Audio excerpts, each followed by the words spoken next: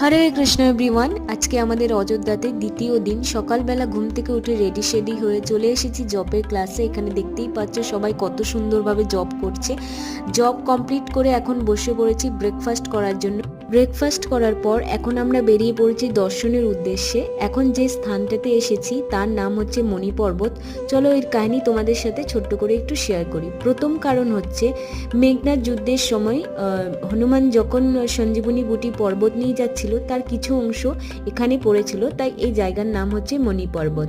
আর দ্বিতীয় কারণ হচ্ছে রামচন্দ্রের বিবাহের সময় রাজা জনক এত মারিয়া দিয়েছিল যেটা পুরো পর্বতের সময়। এখানে দেখতেই পাচ্ছ আমরা অনেকটাই উপরে চলে এসেছি, যেখান থেকে পুরো অযোধ্যা শহরকে দেখা যাচ্ছে। এখান থেকে বেরিয়ে নেক্সট কোন দর্শনীয় স্থানে আমরা যাচ্ছি সেটা শেয়ার করব তোমাদের সাথে পরের ব্লগে। তো চলো আজকের মতো এতটুকুই, আবারও দেখা হবে নতুন ব্লগে। ব্লগটা ভালো লাগলে প্লিজ লাইক আর শেয়ার করে দিও।